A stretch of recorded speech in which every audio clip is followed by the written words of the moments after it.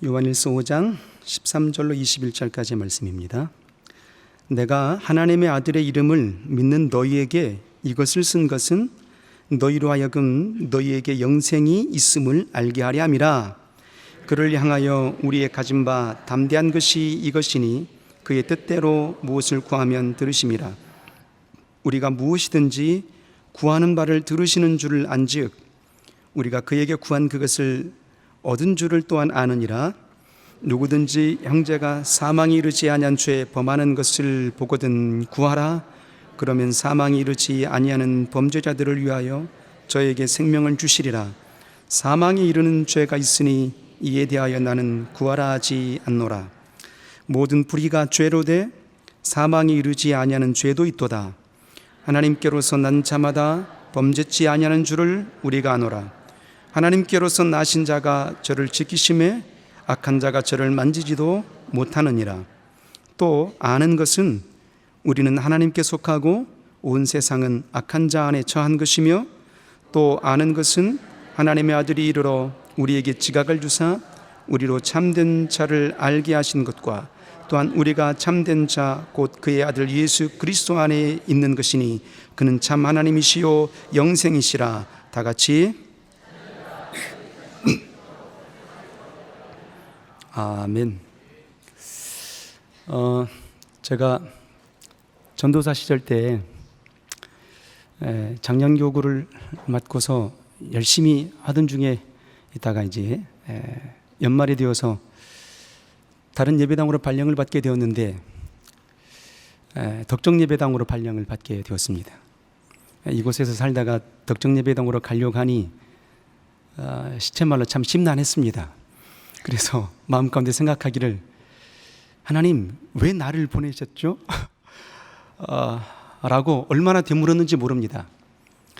아시겠지만 덕정 예배당 가운데 예배당을 발령받게 되면 거기서 살아야 됩니다. 출퇴근이 안 되니까요. 워낙 머니까. 거기다가 여러분 아시는 그 덕정 예배당을 상기해 볼 때 그 식당 건물 있지 않습니까? 4층짜리인가 5층짜리인가?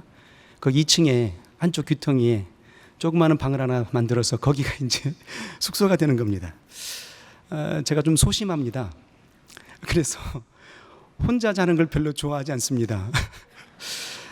좀 부스럭거리더라도 옆에 누가 좀 있어야 잠이 참 잘 옵니다. 아마도 오남매 중에 늦둥이로 난 막내라서 그런 게 아닌가라고 생각을 하기도 합니다. 그래도 그나마 잘 버텼습니다. 그런데 화장실이 한쪽 저 끝에 있습니다. 그럼 한번 화장실 가려고 하면 깜깜한 그 밤에 불 꺼진 그의 복도를 지나서 가려 하니 참 머리가 쭈뼛쭈뼛 서는 그런 모습을 많이 보기도 했습니다. 그때마다 되뇌이는 모습이, 하나님 왜 날 이곳에 보내셨죠? 왜 날 여기다 잡아가 두셨죠? 라는 그런 고백을 얼마나 했는지 모릅니다. 그런데 어느 날 제가 아는 집사님께서 책을 한 권 선물로 주시는 거예요.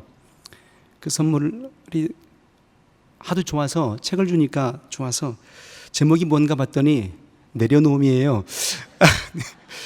그 하버드에서 박사학위 받으신 그 이용규 박사님 계시지 않습니까? 몽골 다 내려놓으시고 몽골로 선교를 떠나신 그분 말이에요. 내려놓음이에요.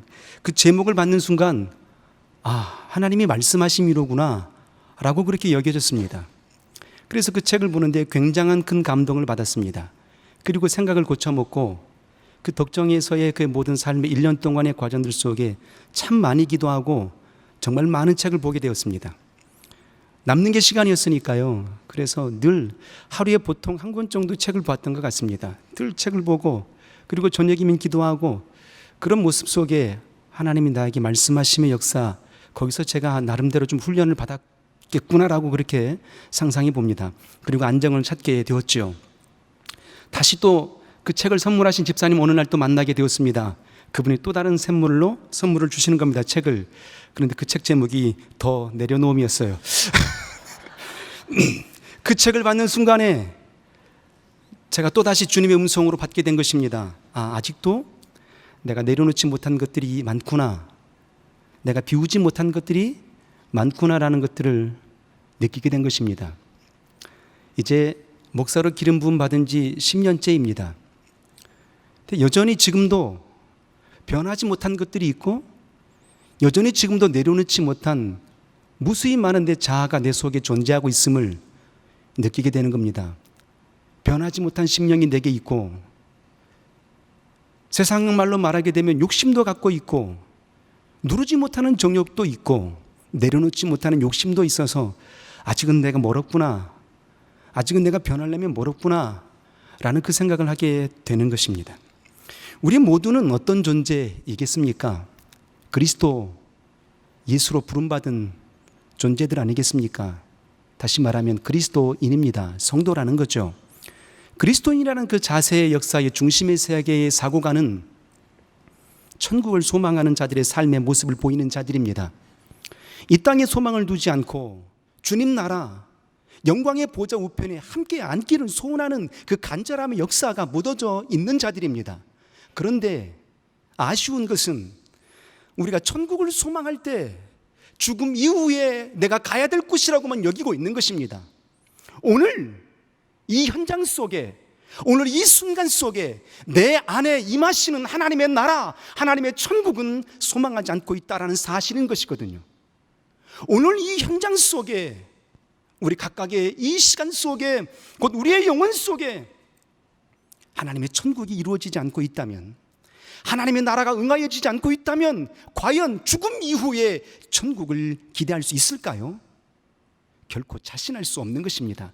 그러면 우리 안에 이루어지는, 지금 내 영혼 가운데 응하여지는 하나님의 나라 천국은 뭘까요?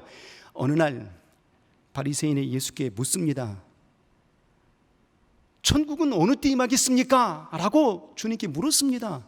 그때 누가복음 17장 23절 이하의 끝반절 정도에 이렇게 주님이 고백하십니다.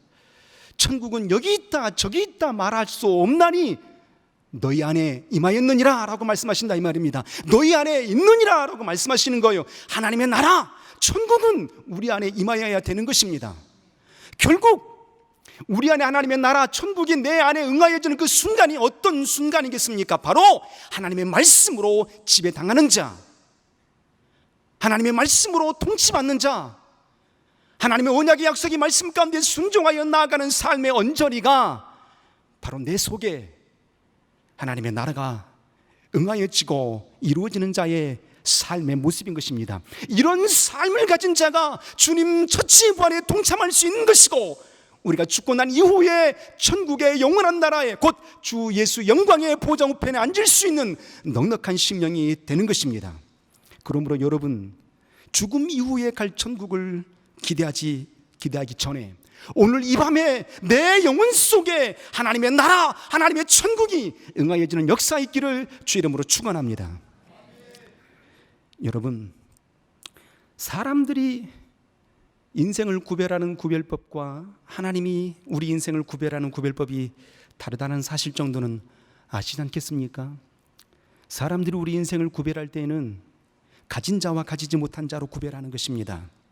물질을 가진 자, 물질이 없는 자, 지식을 가진 자, 지식이 없는 자. 그래서 지식을 가진 자는 지식이 없는 자를 향하여서 하대시 여기는 것이고, 물질을 가진 자는 물질이 없는 자를 향하여서 없이 여기는 것입니다.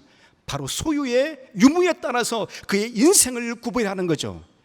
그러나 하나님이 우리 인생을 구별하는 그 방법은 다릅니다.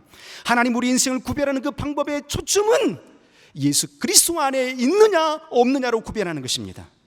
하나님이 내 안에 있느냐 없느냐를 판결하시는 것입니다. 그래서 그가 비록 불황무식한 자라 할지라도, 비록 그가 돈이 없고 물질이 없다 할지라도, 건강이 없는 자라 할지라도 우리 안에 예수 그리스도를 간직한 인생이라면 하나님의 나라요, 하나님의 처소인 것입니다. 주님의 자녀요, 하나님의 심령인 것입니다. 그래서 일생 우리의 삶은 예수 그리스도 안에 거하는 자가 되어야 되는 거예요. 예수 안에 머물 수 있는 자가 되어야 되는 것입니다. 예수 안에 서 있는 자, 예수 앞에 서 있는 자를 다른 말로 표현하게 되면 복음 앞에 서 있는 자라는 얘기입니다. 생명의 복음 앞에 선 자, 생명의 복음 앞에 부르심을 받은 자의 역사라는 사실인 것입니다. 노아의 창세기 6장을 보게 되면 하나님의 물로서 심판하시는 역사의 장면을 우리가 보지 않았습니까? 그때에 우리 하나님께서 인생을 구별하여 내십니다. 어떻게 구별하여 내십니까? 바로 노아의 방주 안에 들어있는 자와 방주 밖에 있는 자로 구별하여 내시는 것입니다. 방주 안에 있는 자를 향하여서는 곧 예수 그리스도 안에 있는 자이니 하나님께서 넉넉하게 그 모든 심판을 초월하게 하셨습니다. 구원하여 주신 것입니다. 영광의 나라에 이르게 하신 것입니다. 그러나 예수 밖에, 방주 밖에 있는 자의 심령은 어찌 되었습니까? 아무리 부르짖는다 할지라도, 그들이 만든 배를 만들고 아무리 살고자 몸부림친다 할지라도 하나님의 심판을 초월할 수 없었던 것입니다. 그러면 일생 우리의 삶의 중심의 세계는 복음 앞에 선 자여야 됩니다. 예수 그리스도 앞에 선 자여야 됩니다. 예수 그리스도께 속한 자여야 되는 것입니다. 여러분, 우리 주님께서 가장 가치 있게 여기시는 복음의 핵심이 뭔지 아십니까? 우리 하나님께서 우리에게 요원하시는 가장 가치 있는 신앙의 삶의 중심이 뭐라고 여기십니까?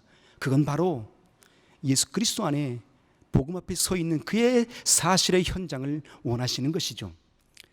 가끔씩 우리가 정확한 목표를 두고 달려갈 때 마치 사냥꾼이 사슴을 사냥하러 가는데 지나가다가 토끼를 발견하게 되는 것입니다.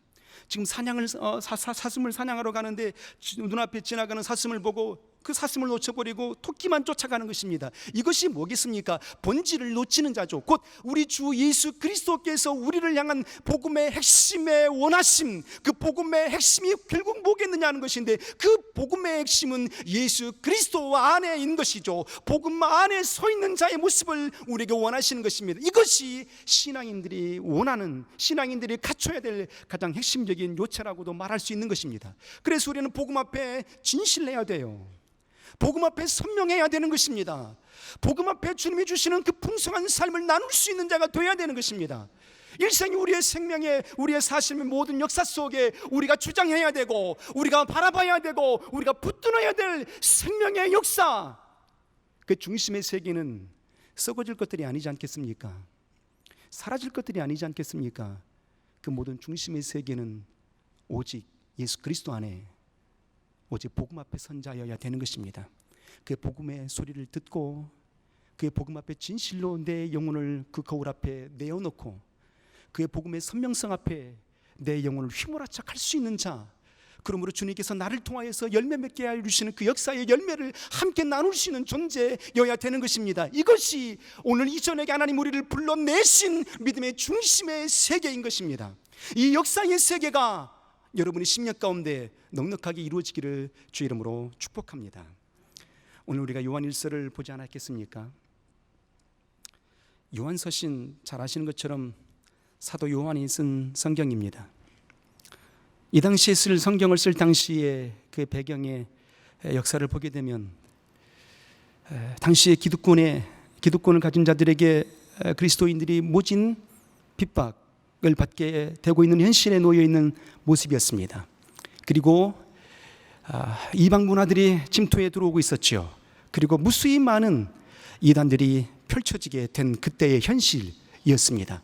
그의 혼란스러운 그 신앙인들이, 그리스도인들이 이단이 창궐하게 되고 이방 문화가 들어와서 이것이 진실인지 저것이 진실인지 구별할 수 없는 그때 도하에서 핍박과 모진 고통이 엄모로 있는 그 혼란스러운 그 역사 속에, 카오스처럼 그렇게 혼란스러운 그 혼돈의 역사 속에 바로 사도 요한은 말하고 싶은 것입니다. 이 모든 혼란을 잠재울 수 있고 이 모든 혼란 속에서도 우리의 신앙을 지킬 수 있는 유일한 길이 있는데 그건 복음 앞에 서는 길이야 라고요.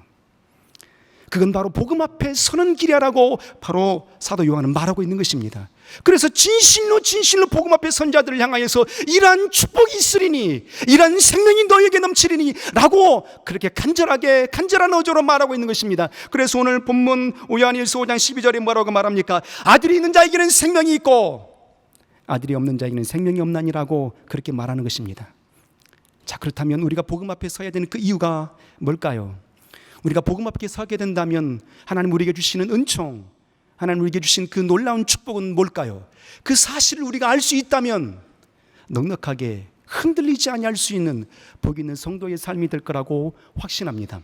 오늘 우리 이 교회, 비개혁과 개혁으로 나눠진 이 혼돈 속에서 하나님 우리에게 주시는 그 명제는 뭘까? 이 모든 혼란 속에서, 혼란스럽고 혼미스러운 이 현장 속에서 과연 내 신앙을 지켜낼 수 있고 주의 몸된 교회가 교회답고 예배가 예배다울 수 있는 그 중심의 해답은 어디 있을까라는 거예요. 그 해답을 오늘 이 본문 속에서 주고 계시는 겁니다.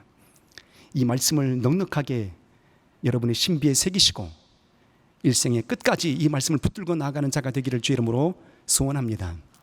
자, 보겠습니다. 하나님이 이 혼란 속에서 우리가 복음 앞에 서게 되면 어떤 은총을 얻게 될까요? 자, 우리 13절 한번 읽어볼까요? 큰 소리로 한번 읽겠습니다. 13절입니다. 눈이 어두워도 괜찮습니다. 크게 뜨시고, 자, 봅니다. 13절 시작.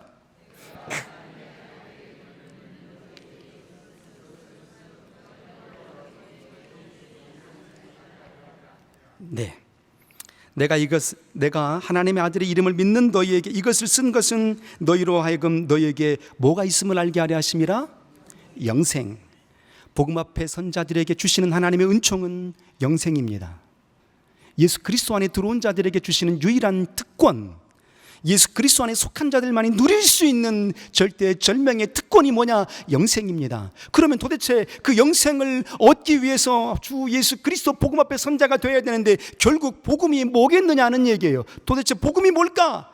이 복음 안에 선자만이 바로 영생의 삶을 누릴 수 있어, 영생의 축복을 누릴 수 있어라고 사도 요한은 말하고 있는 것입니다. 주님은 말씀하고 계시는 거죠. 그러면 바로 복음이 뭘까요? 마가복음 1장 1절 이하에 이렇게 말씀하십니다. 예수 그리스도 복음의 시작이라.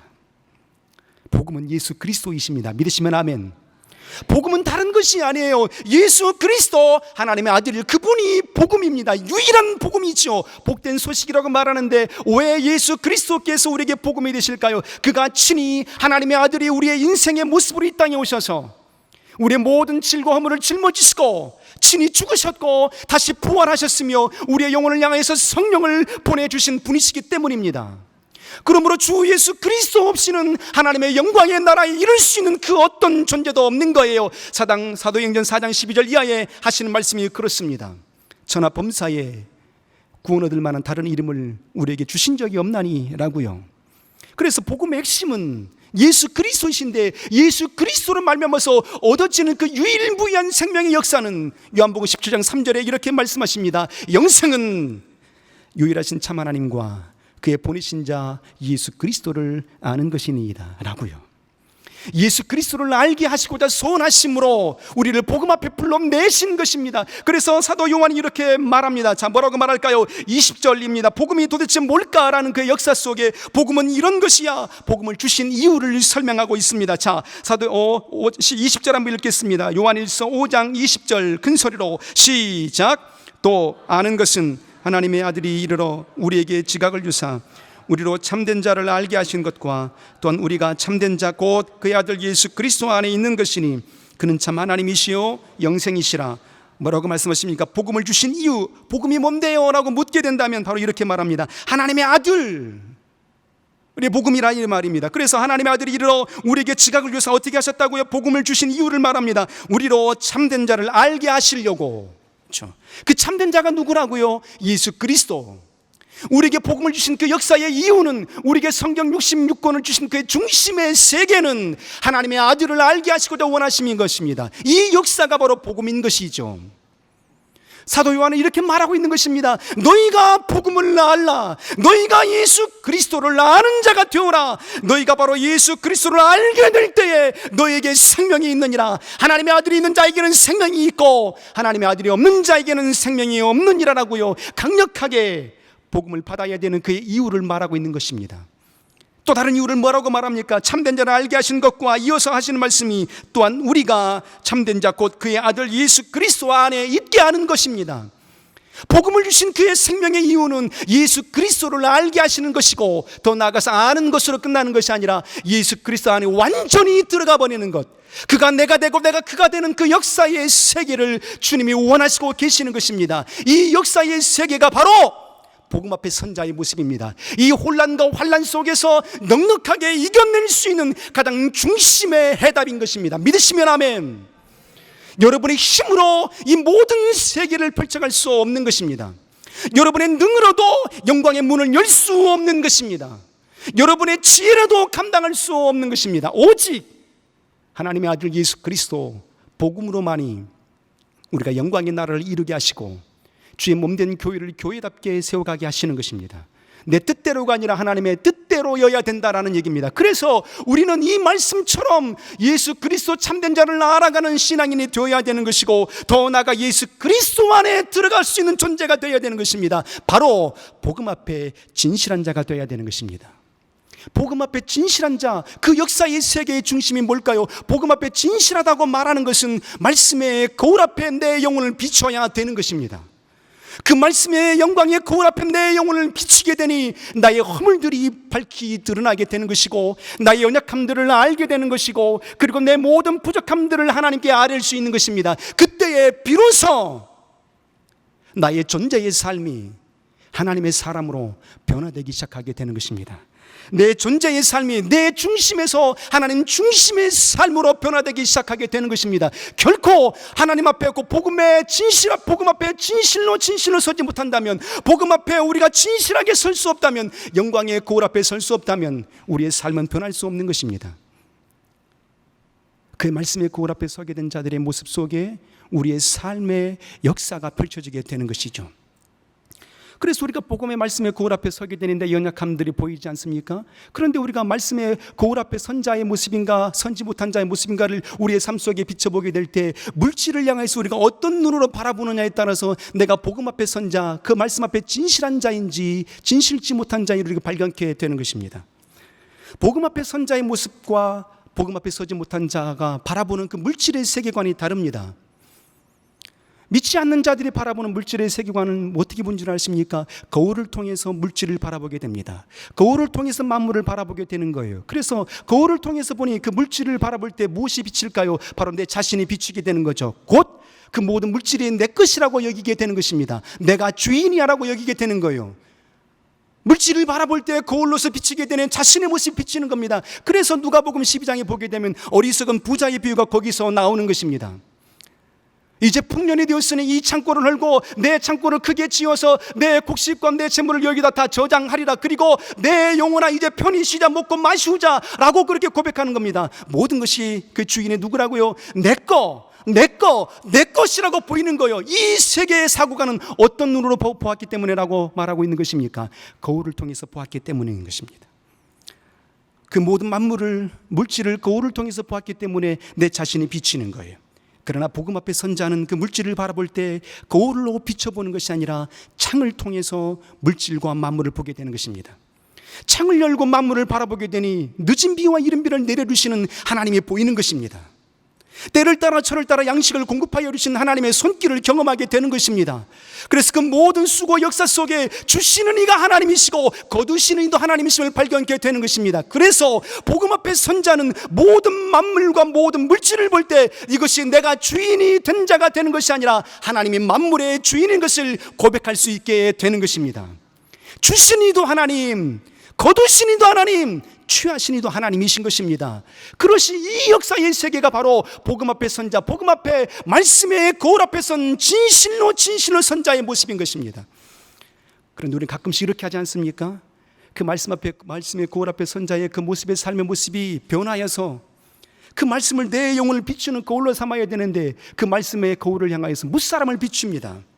너 왜 이렇게 살지 못하니? 너 왜 이렇게 살지 못하니? 너 왜 이렇게 살지 못하니라고요. 그 말씀의 거울은 나에게 주신 하나님의 말씀인 것입니다. 이 말씀을 받들게 될 때 비로소 하나님의 사람으로, 내 중심의 사고가 아니라 하나님 중심의 삶으로 변화가 일어나기 시작하는 것이거든요. 그런데 그 말씀을 내게 비추지 않냐고 무사람에게 비추니 이건 정죄의 삶의 모습으로 나타나게 되는 것입니다. 가시돋친 언어로서 나아가게 되는 것이거든요. 여러분, 주님이 우리를 이미 개혁시켜 주셨습니다. 믿으시면 아멘. 무엇에서 개혁시켜 주셨습니까? 죄에서 하나님의 자녀로 변화시켜 주신 것입니다. 이미 개혁시켜 주신 거예요. 그럼에도 불구하고 우리는 개혁하기를 원합니다. 왜요? 하나님께 더 친밀하려고요. 복음 앞에 진실하려고요. 말씀의 거울 앞에 서고자 소원하기 때문인 것입니다. 여러분, 개혁이 얼마나 힘든 줄 아십니까? 개혁, 그 개자가 한자로 어떤 개자인지는 아시죠? 한자 잘 모릅니다. 그런데 기본적인 단어니까요. 고칠 깨자 아니겠습니까? 고치다 할 때 개입니다. 그런데 그 고칠 깨를 어떻게 씁니까? 자기 기변에 치다 복자가 들어있는 것입니다. 자기를 치는 게 고칠 깨인 거예요. 그러니까 개혁이라는 그의 의미의 역사는 나를 치는 거예요. 내가 말씀 앞에 서지 못한 것을 쪼아내야 되는 것입니다. 내 중심의 세계관, 하나님 중심이 아니라 내 중심의 세계에 그 놓여있는 그 모든 것들을 쪼아내는 것, 이것이 개혁인 거예요. 그래서 그 말씀의 꼴을 내게 비춰야 되는 것이죠. 혁자가 어떤 혁자인지는 아시죠? 가죽 혁자예요. 가죽 같은 내 인생이 내가 변화되지 않으면, 나를 쪼아내지 않으면 변할 수가 없는 겁니다. 가죽이 변화해서 신발도 되기도 하고, 가죽이 변화해서 옷도 되기도 하고, 가죽이 변화해서 가방도 되기도 합니다. 그런데 그 변화된 그 개혁의 역사의 중심에 만들어낸 그 모든 역사를 나를 위해서 쓰는 것이 아니라 하나님이 쓰시는 가방이 되고, 하나님이 쓰시는 옷이 되고, 하나님이 쓰시는 그 모든 도구가 되길 소원함으로 우리가 개혁을 원하는 거예요. 그러므로 내 영혼의 심령이 먼저 말씀 앞에 진실해야 되는 것입니다. 말씀의 거울 앞에 내 영혼을 완전히 드러내 보이도록 해야 되는 것입니다. 이 말씀의 거울을 무사람에게 비추지 마시고 나 영혼에게 비출 수 있는 자가 되기를 진실로 소원합니다. 이 역사의 세계가 될 때 하나님의 나라가 왕성하게 지게 되고 내 속에서 하나님의 천국이 이루어지게 되는 것입니다. 하나님의 그의 말씀 앞에, 그의 권능 앞에 통치받는 하나님의 온전한 나라를 이룰 수 있게 되는 것입니다. 이 역사의 세계로 복음 앞에 진실하게 설 수 있는 자가 되기를 주님의 이름으로 축원합니다. 이때에 하나님의 나라가 이룰 수 있는 것이고 이때에 영생을 이룰 수 있게 되는 것입니다. 그런데 가끔씩 우리가 말씀의 거울 앞에 비추지를 못하기 때문에 내가 누구인지를 놓치고 있을 때가 많다라는 얘기죠. 나는 과연 어떤 존재일까라는 거예요. 나는 어떤 심령일까 하는 얘기입니다. 과연 내가 복음 앞에 선 자일까라고 되물어볼 때가 너무 많은 것입니다. 출애굽기 3장 모세를 보면 모세가 동일하게 고백합니다. 어느 날 하나님께서 모세를 불러내시죠. 내 백성을 인도하여 내다오, 내 백성을 출애굽시켜 다오라고 그렇게 말씀하십니다. 그랬더니 모세의 대답이 출애굽기 3장 11절에 이렇게 고백합니다. 하나님, 내가 누구간데 어찌 그 일을 할 수 있으리까 라고요. 내가 누구간데 라는 그 의미의 중심은 하나님, 나는 나를 잘 몰라요, 이런 거죠. 나는 내가 누군지 모르겠어요, 나는 누군지 모르겠어요 라는 겁니다. 그러나 그 모세가 어떤 사람입니까? 요게벳의 아들로 40년 동안 바로의 왕자의 아들로 살다가, 그래도 그 요게벳이 그의 어머 히브리인이니까 하나님은 유일하시다, 유일신을 섬기는 그 신앙을 그가 받았습니다. 그러나 어느 날 그가 쫓겨나게 되죠. 광야에 40년 동안 쫓겨나게 된 것입니다. 쫓겨나는데 놀라운 역사는 그 미디안 광야로 쫓겨났을 때에 어떤 역사가 일어나겠습니까? 그 미디안의 그 제사장을 만나게 됩니다. 그 광야 속에서, 이방 땅에서 하나님을 섬기는 제사장을 만나게 되었던 것입니다. 그가 누굽니까? 그의 장인 이드로입니다. 그 장인, 하나님을 섬기는 장인을 만나게 되었어요. 그러니까 역시 하나님을 섬기는 삶을 살았던 것입니다. 그때에 하나님의 모세를 불러내셨고 그 나이 80대에, 그리고 모세를 향해서 명하시는 거예요. 내 백성을 출애굽시켜 달라고요. 그런데 그 고백하는 겁니다. 우리 신앙인들을 향해서 말씀하시는 거예요. 영혼을 구령하라고 말씀하시는데, 하나님, 나는 내가 누군지 모르겠어요, 믿음이 있는 자인지 믿음이 없는 자인지 모르겠어요 라고 말하는 것이거든요. 우리 현실 아닐까요? 교회는 나와서 예배는 하긴 하는데 구원의 확신은 있는지, 진실 온전한 믿음의 모습 가운데 서 있는지 되물어볼 때가 한두 번이 아니지 않습니까? 내가 누구인지, 내가 어느 위치에 있는지, 어느 만큼 중심의 신앙을 갖고 있는지 물어볼 때가 얼마나 많습니까? 그래서 주님 말씀하시는 거예요. 이렇게 하나님께서 모세가 나는 내가 누군지 모르겠어요, 내가 누군데요? 라고 되물었을 때 하나님 말씀하십니다. 내가 너와 함께 있느니라 라고요. 결국 이 말씀의 중심은 너는 하나님의 사람이다 라는 얘기입니다. 할렐루야. 복음 앞에 선자는, 신앙을 간직한 모든 세대는 하나님의 사람이요 영생을 누리는 자인 것입니다. 할렐루야. 그러므로 일생이 우리의 삶의 중심 가운데 내가 누군지 모를 때에 여러분 신앙을 되뇌이십시오. 나는 하나님의 사람이라는 사실을 말이죠. 나는 영생을 누리는 자라는 그 사실을 되뇌일 수 있는 자가 되기를 주의 이름으로 축원합니다. 영생을 누리는 그 삶, 하나님의 자녀된 자, 하나님의 사람을 향하여서 또다시 축복하십니다. 뭐라고 축복하실까요? 14절과 15절 한번 읽겠습니다. 영생의 축복, 하나님의 자녀된 진실한 성도의 삶의 모습 속에 또다시 복음 앞에 선 자에는 이런 축복이 있다고 말씀하십니다. 읽겠습니다. 14절과 15절입니다. 큰 소리로 시작. 그를 향하여 우리의 가진 바 담대한 것이 이것이니 그의 뜻대로 무엇을 구하면 들으심이라. 우리가 무엇이든지 구하는 바를 들으시는 줄을 안즉 우리가 그에게 구한 그것을 얻은 줄을 또한 아느니라. 무엇입니까? 구하면 응답을 주신다. 바로 복음 앞에 선자들을 향하여서 기도에 응답을 주신다라고 약속하고 계시는 것입니다. 우리가 신앙 안에 들어오게 되면 거룩한 행동을 하게 되는데 그 거룩한 행위 중에 한 가지가 뭔지는 아시죠? 기도입니다. 기도. 그런데 여러분, 기도 왜 하시는 거죠? 응답받기 위해 삽니다. 당연 응답받기 위해 사시겠죠. 맞습니다. 틀린 게 아닙니다. 그러나 우리가 한 가지를 간과하고 있는 것이죠. 기도는 내가 응답받기 위해 사는 건 맞지만 그 이전에 주님이 이렇게 명하셨습니다. 예레미야 33장 3절 이하에 너희는 내게 와서 부르짖으라. 그러니까 기도는 하나님의 명령이었던 것입니다. 그 명령에 내가 순종하였던 것입니다. 너희가 내게 와서 부르짖으면 내가 내게 응답하겠고 그거 비밀한 것을 너희에게 보이리라 라고 약속하여 주신 것이죠. 그 약속의 말씀에 내가 와서 순종한 행위가 바로 기도였던 것입니다. 그런데 마치 우리는 기도가 마치 내가 구하게 되면 응답을 주신다는 그 사실 한 가지만 생각한 나머지 무엇인지 구하면 되는 줄 안다 이 말입니다. 물론 주님이 이렇게 말씀하셨습니다. 더 놀라운 축복은 구하면 주시는 것뿐만 아니라 15절에 하시는 말씀이 우리가 무엇이든지 구하는 바를 들으시는 줄을 안즉 우리가 그에게 구한 그것을 얻은 줄을 또한 아느니라 그랬어요. 구하는 즉시 하나님 응답을 주셨다라고 말씀하십니다. 마가복음 11장 24절 이하에도 이렇게 말씀하여 주시죠. 너희가 구한 것은 받은 줄로 믿으라. 그러면 그대로 이루리라. 이렇게 말씀하여 주셨어요. 이 막 약속의 말씀 우리가 기억하시는지라 우리는 어떻게 합니까? 무엇이든지 구하고 있습니다. 물론 무엇이든지 구하라고 했으니까요. 여기까지만 보게 되면 결국 기도는 뭡니까? 기도는 도깨비 방망이인 거예요. 금 나와라 뚝딱, 은 나와라 뚝딱 하면 다 되는 것입니다. 그래서 우리가 이렇게 오해하는 속에서 살고 있죠. 여러분들이 구하는 대로 다 이루어졌습니까? 천만의 말씀 만만의 콩떡이지 않겠습니까? 우리가 구한 대로 다 된 게 아닌 것입니다. 그러나 주님이 이렇게 말씀하셨거든요. 구하면 들으심이라. 무엇이든지 구하면 들으심이라 말씀하셨고 구하면 받은 줄로 알라라고 말씀하셨어요. 그런데 우리가 무수히 많은 것을 구했지만 많은 것으로 응답받은 것도 사실이지만 많은 것으로 응답받지 못한 것도 사실이다라는 얘기입니다. 무엇 때문일까요? 우리가 복음 앞에 섰으나 복음 앞에 선명하지 못했기 때문에 응답이 없는 것입니다. 오늘 주님은 이렇게 말씀하십니다. 너희는 복음 앞에 선명하라고요. 구할 때 단서가 있는 것입니다.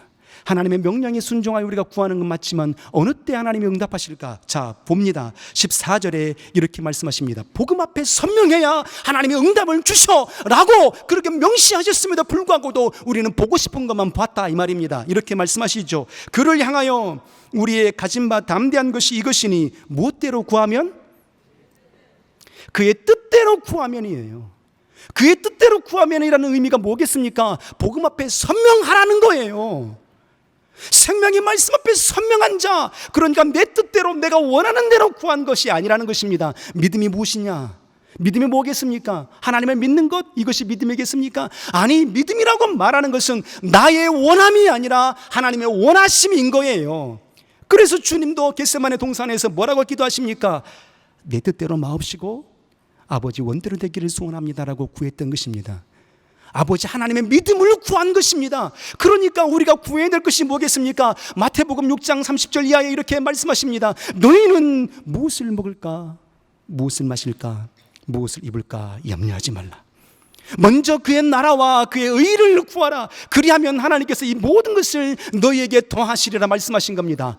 복음 앞에 선명하게 우리가 구할 것은 무엇이겠습니까? 나의 원함을 구하기 그 이전에 하나님의 뜻을 위하여 구하는 자가 되어야 되는 것입니다. 이것이 복음 앞에 진실한 자요, 복음 앞에 선명한 자의 삶의 모습인 것입니다. 마치 우리가 기도하면 모든 것이 다 이루어집니다라고 우리가 얼마나 뻥을 치고 다녔습니까? 내 스스로도 기도의 응답을 받지 못한 것이 많은데 뭐 사람들을 향해 자신 있게 얘기했습니다. 아픈 자를 향해서 기도하면 낫습니다. 나았습니까? 가난한 자에게 말합니다. 기도하면 사업이 잘 됩니다 말합니다. 부유하게 되었습니까? 아니지 않습니까? 하나님 뜻대로여야 되는 것입니다.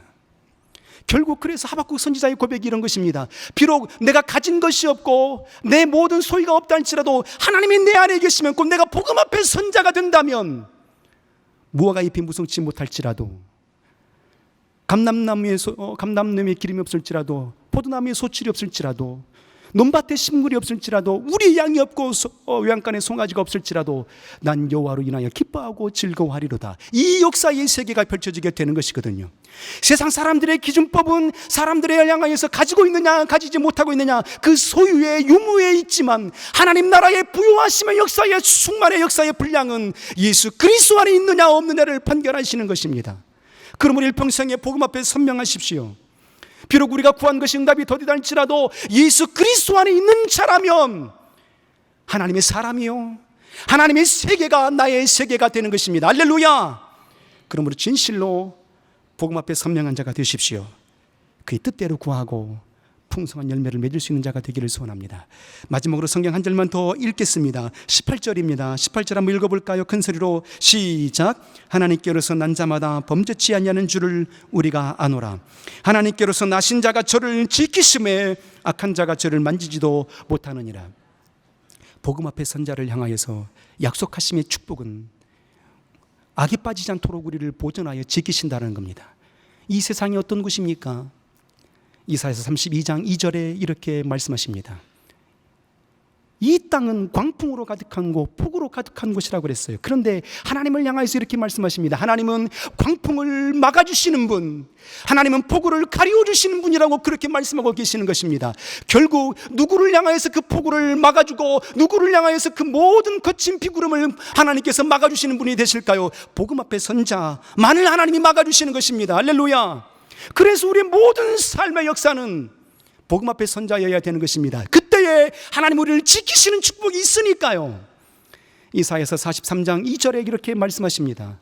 하나님 우리와 함께하여 주심으로 우리가 물 가운데 지날지라도 하나님 우리와 함께 하실 것이요 물 가운데 지날지라도 우리를 엄몰치 못할 것이고 불 가운데 지날지라도 우리가 타지 아니할 것이고 불꽃이 너를 사르지도 못하느니라 라고 그렇게 말씀하여 주시는 거예요. 그 모든 대상이 누구겠습니까? 세상의 범인들이라고요? 아니요, 주 예수 그리스도 안에 선자입니다. 복음 앞에 진실한 자요, 복음 앞에 선명한 자요, 복음 앞에 주님의 지키심 역사에 풍성한 열매를 나누는 이의 삶의 모습인 것입니다. 이런 삶이 여러분 가운데 펼쳐지기를 주 이름으로 소원합니다. 여러분, 이번 여름 수련회 주제가 뭔지는 아시죠? 왜 이렇게 제가 열심히 강변했겠습니까? 수련회 종무라니까요. 이번 여름 수련회 굉장히 중요합니다. 주제가 다시 복음으로 해요. 소주제가 뭔지 아십니까? 오늘 말씀처럼 복음 앞에 다시 더욱 진실하게, 더욱 선명하게, 더욱 풍성하게입니다. 이 역사의 말씀이 쏟아질 것입니다. 여러분이 그 현장을 놓쳐버린다면 예수 그리스도 안에 놓여 있는 자가 아니라고도 말할 수 있지 않을까요? 그래서 여러분 할 수만 있다면 물론 유튜브로도 들을 수 있겠죠. 그러나 부족하지만 힘들지만 함께 오셔서 복음 앞에 선명해지는 자가 되기를 주 이름으로 소원합니다. 어느 만큼 등록됐습니까? 라고 물어보니까 2,000명이 조금 안 됩니다. 믿거나 말거나. 1,000명은 넘었습니다. 2,000명은 안 됩니다. 우리 개혁 성도들이 4, 5,000명 되지 않겠습니까?